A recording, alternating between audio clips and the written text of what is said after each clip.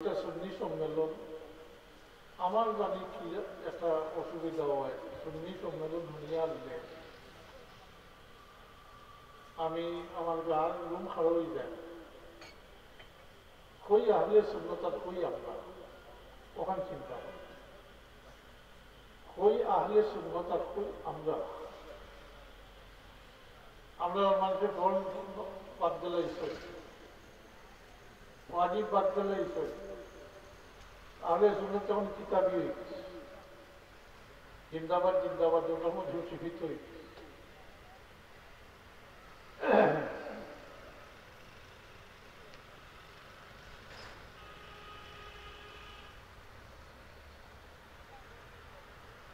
লাগে আমি প্রশ্ন করি অনেক সময়, আমার আওয়াজ নাই আমারও গভীরই করে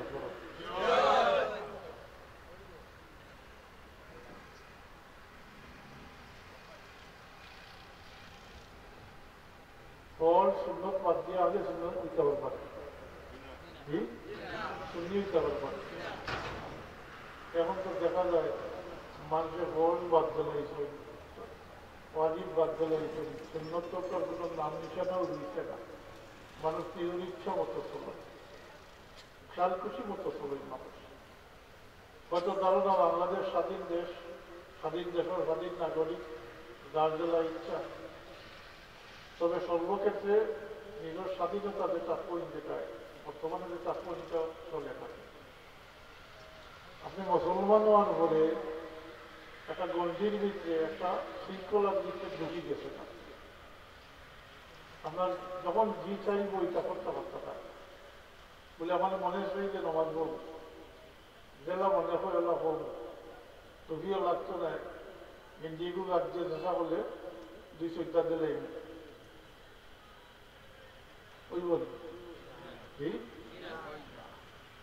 এটা পুঙ্খানুপুঙ্খভাবে সব আসে, টাকার কিতাবও আসে। নমাজি এখন লেবাস কিলা হইতো,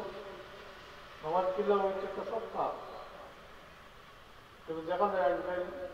নমাজ তো বাদ দিস মনে যদি চায় 200 দিন করবারে, 200 মানে 2 লাখ 400 কিতাব এর হলেও বেদাস, কোনো নিয়মের বালাই নাই, টুপিও মাথার নাই, গেঞ্জিয়েগু গাছ দিয়া উঠলা। হায় আফসোস লাগে যে আল্লাহর যে হায়া করলে না তারে হায়া করতাম,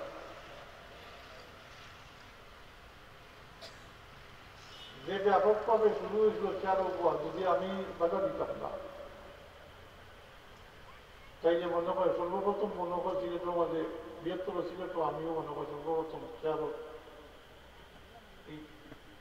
অবস্থা সম্পর্কে মানুষের অবগত করছে। সারা দুনিয়ায় সত্য আছে মসজিদের কেউ চেয়ারও করছে, এটা সঠিক মাসলা আমি ক্লিয়ার করছি। মনে করে অবস্থা হলে আগে পূজা আইলে খালি বেনার ওপর জায়গায় জায়গায় পয়েন্টে পয়েন্টে কাজ করলে তোদের নাম করলে দেখা যায় যে তাও মুসলমান হচ্ছে। এটার কুফল অনেক হয়েছি, খুব জোরালোভাবে মূর্তি মুখে করে কেউ আমি কিছু মানে মাত্র সঠিক তথ্য দেখা থাকে তা প্রত্যেককে ইতিহাস এখন আসলে হইল সুন্নির ব্যাপার। আল্লাহর ওয়াস্তে আমরা যখন আগে সুন্নত দাবি করি তাইলে ফরজ ওয়াজিব সুন্নত সকলকে যথাযথভাবে আমল করতে হইব, নতুবা এই খাদ্য বর্ণে বা স্লোগানের সর্বস্ব হইলে এটা আমলই নেফাক হইব, এটা সুন্নিও আয়াত দূর করতে হবে, বরং এটা ঠিক বই।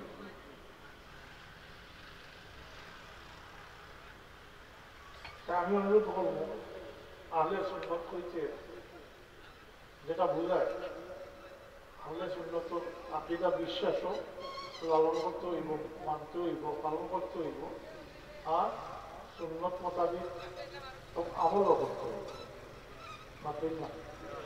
হাদিসের উপরে আমল করতে হবে। আমি গত উমরা শহর মাগরিবের বলে মসজিদে নববী পড়েছি, আমার সাইডে দুইজন আমি অনুমান করছি আরবি মরক্কোবাসী আরবি হইবা এরপরে এমন এরা বাঙালি রাষ্ট্র তো ব্রিটিশ হইবা কারণ তার রাষ্ট্র হইল বাংলা বাংলা আরবি আর কি ইংরেজি মিলাই যায় ও এসার আগ পর্যন্ত আমি কি চিলাওয়াত করবো মাঝে মাঝে কান যায় গীতা নদীকে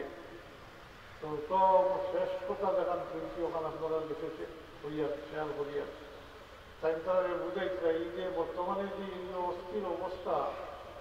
আর মানুষের মাঝে যে এই অবস্থা সৃষ্টি হয়েছে এটার মূল কারণ হইল হাদিসের উপরে আমল করেন না সুন্নতর উপরে আমল করার কারণে উপরে এই ফিতনা সৃষ্টি হয়েছে